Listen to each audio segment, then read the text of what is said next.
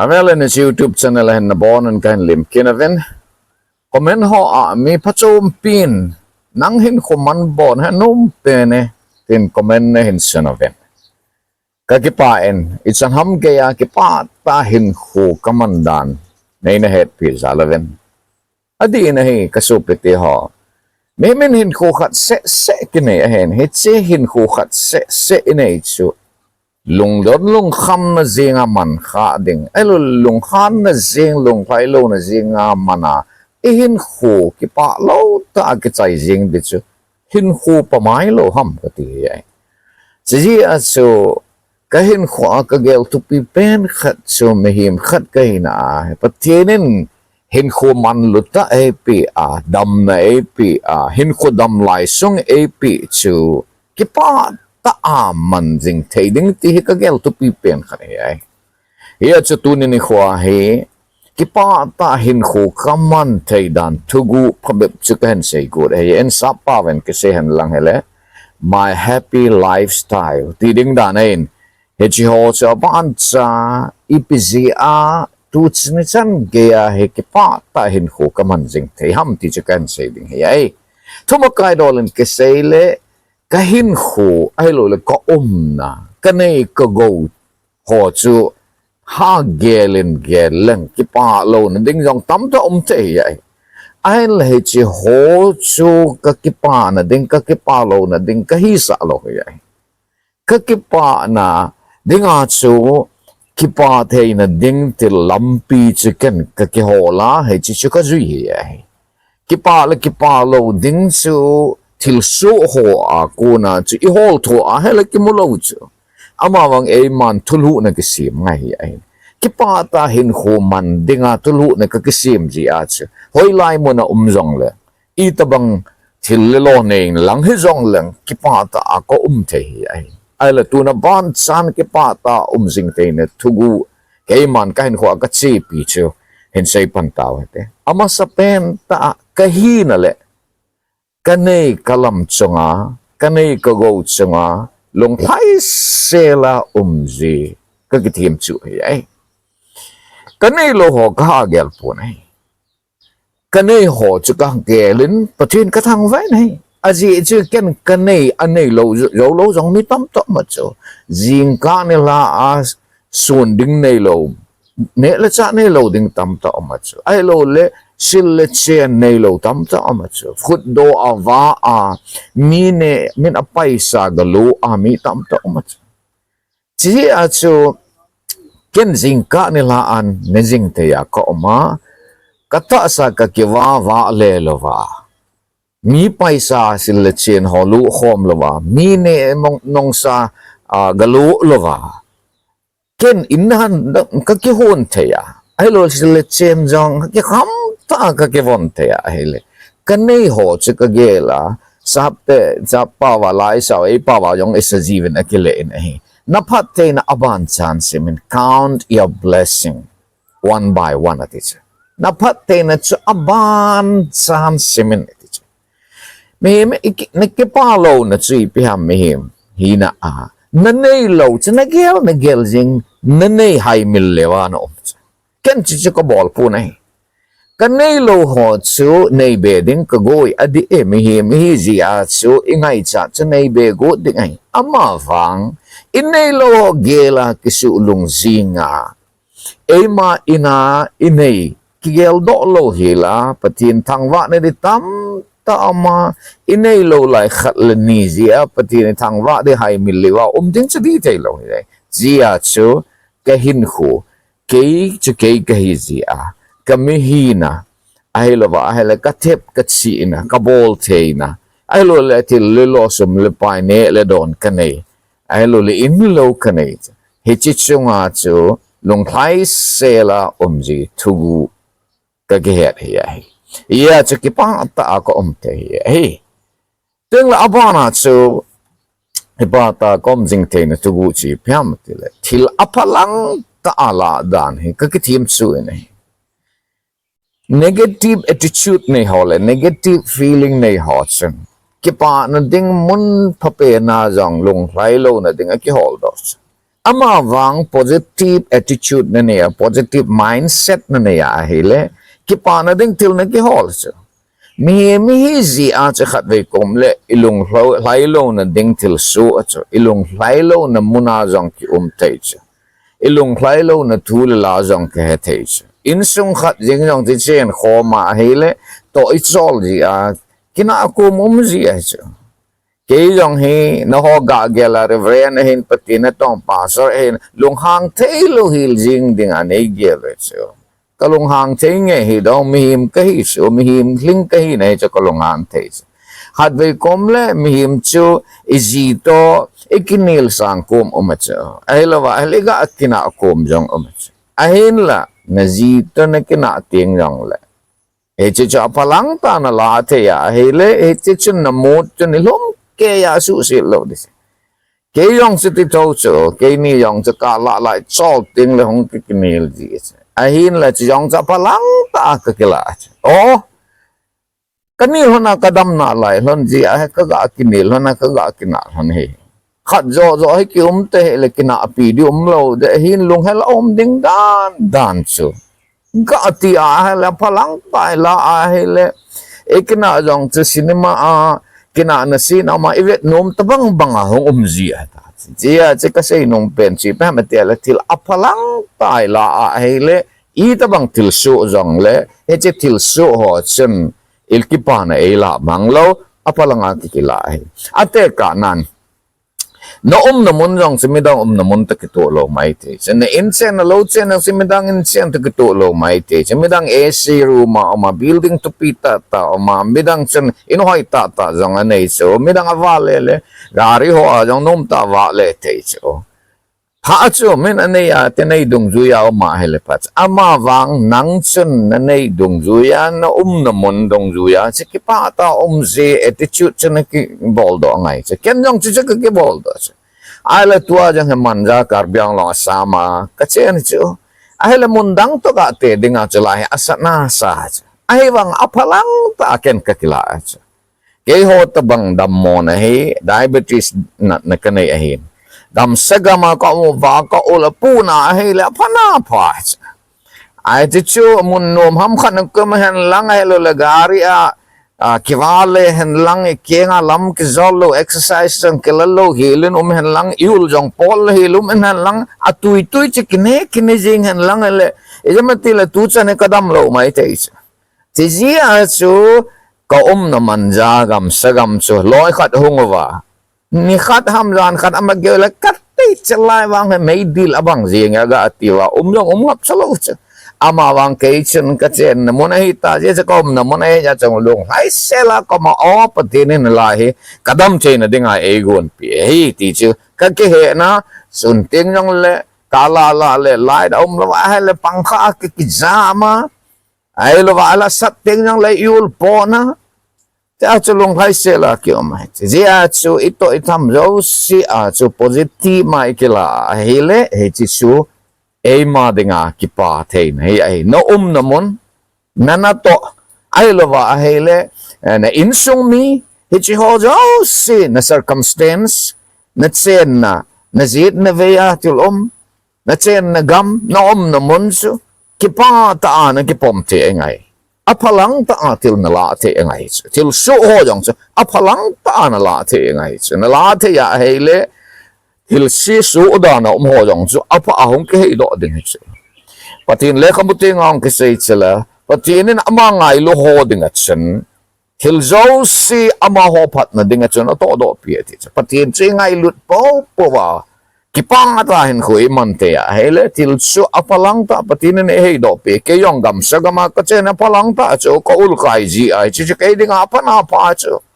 e ji ho chu ai lo wa hele hun ho jong ka wa ji a compound a mi go se lo wa ke ma tan ke wa na ko lo ga pu che ke ding apa na pa chu chun lum in ke upat sa ke te se chen lumin ka ten ul pol le len lang kana na jong chu kal che di tu a patin jala ta health jong pat te cham ka maintain he ai ka sei nom pen si pa ma te til apalang pa na la ai le na ki pa ding he chen na ki pa za la chu na lungel jong dam te ding na ta sa jong dam te ding ai e ani na ai sei ai chule athum na athil kho ta khat chu patet chan che ki mel chi wo hal ta sapa wa kisele active ta hinkho kaman thei ji a hi kipah ta kom te hi jingka jong he tu chan ge a he ke a thoma sa pen ke tua jong he tu jingka he ka tho a kon ta khat ham ka to ba cha cha ka speech ding ho ha pat te cha ka ki go na tu a ka hong ho lim he he thoma sa pen ke ai ting le ka tho ting chele ga to pa hum halwa ko mon ru ma jang pe na ba dum ko cha na whatsapp ka bola kamai ka kipi na ka kisu hala ting tele walking minute som ham minute som lang hatabang ham walking ka bola walking ka bol pumatala ka sa ai lo le guitar ham khat ka ki pana la ka sa ki pa ta ko ji active ta hi dam te ne he chia chu jingka jong mata to ding mui de do lo ding loi khat he hong tho zo ting jong le azal khon to den tin ataw ha a hele I pi ha ai mo ha khe thei lo chu chia chu jingka na to ten active ta na ding na hin kho jong active ta na ding na to zo si jong active ta lung kel jong active ta man sa ding active ta man sa ai hal pa na lung kel na man sa na lung kel tha na ha dik ding le na ta sa jong che active ta na obu ding ai kite sit sa ham ki upat sa ham upalo la ya loi khat ki upat sa chu te se pu bang riong ha na active jinga a hele na te lo dis aje chi piamati ala na ta sa jong chu active ta na man sa din lung kel jong active ta na man sa din hal ta hinkho man hi kipah ta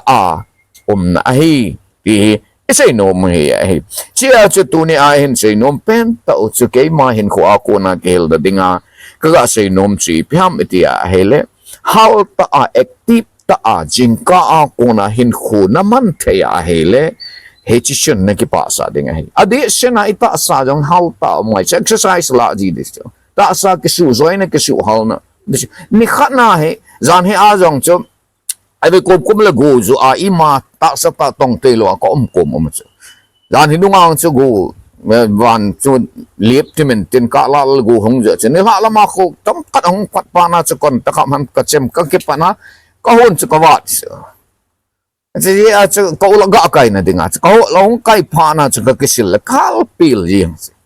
ya chu sei no mo chi pa matil active ta ji hal ta ji tim chu in yam ti ana to ding lo wa he jong le na compound nam nen su ma che exercise na la te chu na va le te chu na pa sa na ke su hal cha na chu na ki pa ding chu ngui de do ano oma thase de do ano oma he le ki pa lo na ding na gel do jing ding he ti isei no mo in healthy lifestyle ai lo happy lifestyle ke man ka zui chi pi ha matum na hal ta in ka zingin teng le active ta in hinkho ka mang zing ti ai so le alina hil kho ta khat kan sei nom chi pi ha ma ti hele kipa na lungput nei ngai chu gratitude sap ten ti chu gratitude of heart lungchang kipa ta theina atam sa hen pathin hi ka thang wa zin he ka ji ka cha te ka ve ji in ka mau nu ka ve ji in tun tu ka nei tan ka tu nu ka ve jin ka gelin mitam ta cha te to ki hen oma hen mitam ta phalwa ji to ki hen oma hen mitam ta mau nei lo oma hi hen mau nei jong le mau win phalwa ada la mitam ta tu nei lo oma hen ai le ken pasin lung sim na zalen tu le cha ka nei tun mau ka nei ta ka in sung mi zalen ka kipa pa kai nang ka thang va is empty ka loi nu ham ai lo wa ai le ka mau nu ham khat chen ne te hin sim ham cha hin lui pi ham breakfast hin lui pi ham chei tu in hal pi ham til o pa kai namin ka thang va tu ne cha ai sim pi te ding ka loi nu nang man dam na pi zalen ai lo le mau phata nang man nei pi zalen ai lo le ka cha te nang man ei ka chu pi te ding nei pi zalen nang ma min ka thang ve na ji na cha te chunga pathin na thang va de chu ting le ne le don chunga jong pathin na thang va de phatet san ngai to ven ka hen se he mi tam ta en nên nó mà dòng là adu anh ấy cái chỗ dấu lâu mà chứ chỉ sẽ chỉ lâu pi chứ à đây anh ấy cái chỗ dấu anh ấy thấy lâu dòng thầm tao mà chứ phát tết san ngay tụi tao cái dòng hi à thế cả na hi à không hi cả hai này thấy tao lâu pi chứ ý ta bằng à đây anh ấy cái chỗ dấu hành lang nè tụi ta nè dấu đình dòng là anh ấy thấy đi ngã đam na này lâu thầm tao mà chứ đam na hinkho na này à nè thấy đòn thấy à na na lại à nè ding don ding kham na kimu theina la ai le I bola ki pa lo wa na ham khozat the ya na oma na men khomu the ya oma ai lo le pa au the ya na na la ai le I bola ki pa lo na ding na hol ham mitam ta he ka so pete ho ki pa lo na hin khu aman va lo hi patin achungo wa long lai lo ding patinin til tam ta na pi a hinkho dam na pi a sila chen ding na pi a in lo na pi a ne le don ding na pi a jong nakipa thei lo la ya hele hi chi ho chu na la mang pi thei chi a chu tunia kan se nom ke ma hin khwa kipa na ding lam he ka ha gel si a ka hin khu nom ta kipa ta hin khu ka mam te mi to ka ki compare po kahi na bang bangat so kay malong klay kahi aji it's okay ken mi to mi hi zi at sa patinin chombe a AC mahin hil bolte na chombe AC ahin milang a pia chumhin kay a pia chumahin tabang bangat sa naila lamsong ka ki hamta ting a patinin a pia ay adi mi na chuning ay tadi mamo patin ko makichume inaitin din na kitong amavang hitsi at sa kipa taa umtayzi nang chunang nahizin kipain lang patin hat sung nung chuna patin nahizin kipain lang amatang bain lang na insung min zinat sa chunga na supinaw na nao chunga na zin kipain lang na tunat sa zin kipain lang so tingle na numunzong sa kipa taa umtayguin lang na insung na lo chen ho do siyang sikipaten tay go in isay nung pen tau si piham ikia hele kipa na lungput na ang ahi kipa na lungput na hele til zo siya kipa na ding namudo din kipa lo na ding lungput na hele kipa na ding munazong na kipa lo ding lungpay na ding munazong na lungpay tay lo ding siya sa kay ma hinkho nom ta kipa ta lung khai sela ka to katam zo se ka bol zo se lung khai sela ka na thuguh chu at sai na ali na chi pihameti a hele kipa ta na lung put kanai ya chu iti pa de jong loi lai mun he jong le kipa ta sing theina thuguh kanai ji a chu lung chang kanai ji a chu kipa ta ko ting the ai ya chu tu ni a he ka su pite ho mi patinin hinkho man ta api o yan het se hinkho khat se ne yo he lung khadai ta man loading kipa lo ta man loading lung kham ta man loading ai lo va ai lung hang sing man loading hi kipa ta hinkho mana kipa ta patinin hinkho api a dam lai ni kho ap sung chu lung khai sela kipa ta patin thang wa na le mirang to kipa ta indi a in sung mi te to kipa ta hin khoma dam khom ding hi ti hi at sai na pena hin se ai ala tunia kipa ta hin kho kaman theina thuguh phabep ti tu my happy lifestyle ti tu pi mangcha in sayo anangay ho zo si nom namon si wa kipa tahin ko mang tay si dingin hat sang nung pakay patinin patay na bo tao hen